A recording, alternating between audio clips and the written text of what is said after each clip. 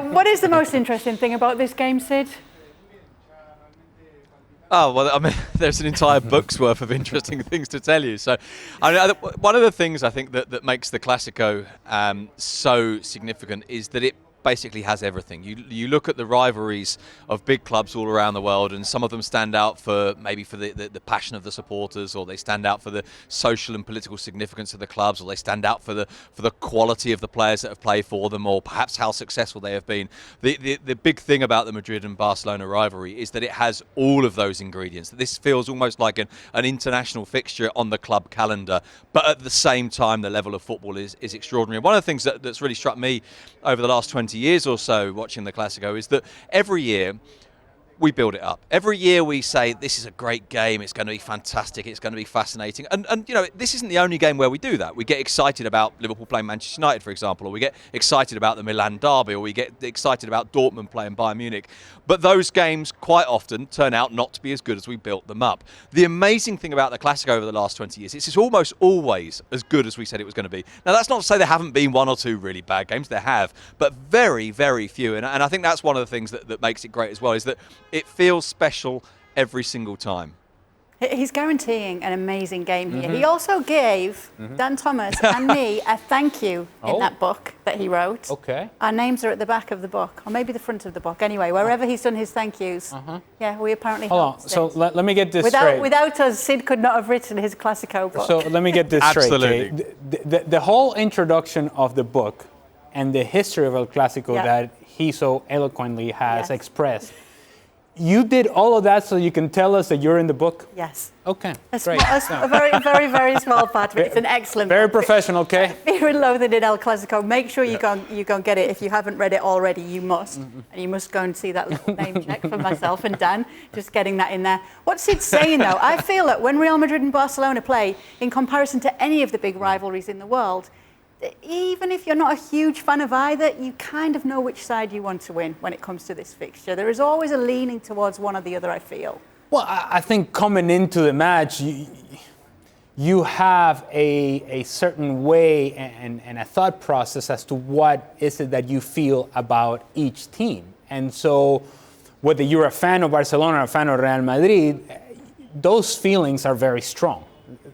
And the neutral, the so-called neutral, even coming to this match, I think has those feelings as well. There is a certain, I think, approach that you have in terms of what is it that you think you know about Real Madrid and what is it that I think I like about Real Madrid. And the same thing happens with Barcelona.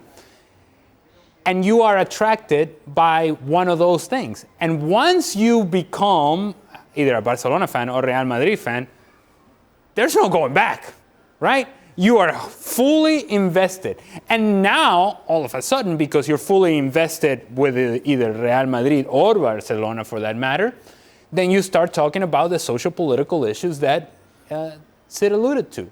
So now you're for central government, and you're for the capital city, and you're for the big spenders that are Real Madrid and the historic club that they have been over so many years. But if you're Barcelona, you're also Messi, and you're also Catalunya, and you're also independence, and you're also all sorts of different things that you didn't know you had to be in order to become a fan of one of these clubs. There is no middle ground between Real Madrid and Barcelona, and that indeed is what makes it so very engaging and so very intriguing, that middle ground does not exist. And once you become a passionate fan of one or the other, you're going to root as hard as you possibly can. And you're Messi against Ronaldo. And your history of the club, one club against the other. And you go back in time, and every player that has been a part of Real Madrid or Barcelona will always be a part of Real Madrid or Barcelona.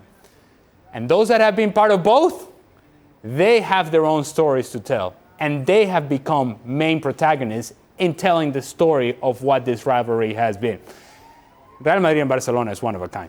There's nothing quite like it. Sid also tells some of those stories by those players who played for both. Tell me, Ale, what impact would the Barcelona win have this weekend? Validation, confirmation of all the things that you think you've been doing if you're Xavi and Barcelona. This puts you at a different level. in terms of achievement, because of what it means on the field, but because of what it means of the growth of your team. We mentioned that Spanish Super Cup semifinal was a moral victory. To actually go into the Bernabeu and win is an actual victory. It's no longer we're okay with playing well. No, now we're playing well and we're winning. You started this week playing against Osasuna, knowing full well that you had to go to Galatasaray and advance in Europa League, and knowing full well that you had El Clasico at the end of the week. If you're able to go through those 3 games, having won all 3, I think it proves a lot to Xavi and to the group of players, more importantly, to the group of players inside that locker room. Piqué said after that, what was called a moral victory, Sid, that they're getting closer.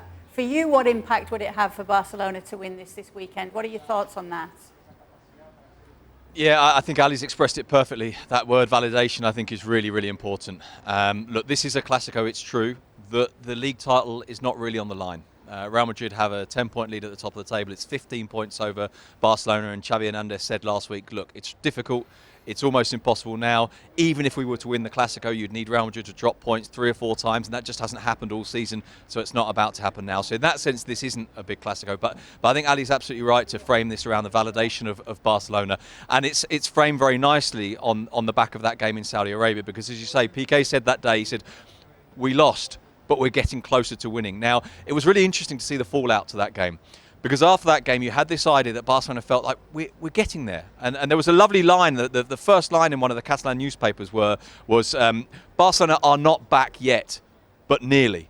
They're getting there. And actually in Madrid, there was a kind of a degree of Mickey taking at that. There was a degree of laughing at Barcelona, saying, what, you're going to celebrate a defeat? This is how far you've fallen, that you're going to say, oh, it's great, we played well, even if we lost, as if anything matters other than winning. And bear in mind, by the way, that was a 5th Clasico in a row that Real Madrid had won. And so there was a degree of kind of looking at Barcelona and going, wow, you really are in a bad way. If you're going to celebrate this kind of very empty moral victory in a game that you lost. We can remind you, you lost. Real Madrid in the final, you're not.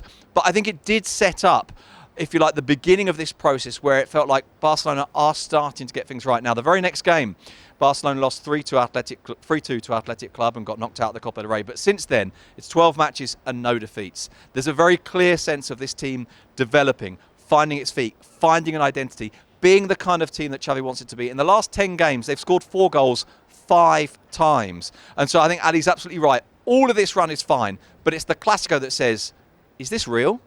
And if they were to win that, it makes very little difference in terms of winning the league, because they know they're not going to. It's quite significant, by the way, in terms of them being in Champions League place at the end of the season, if that can happen.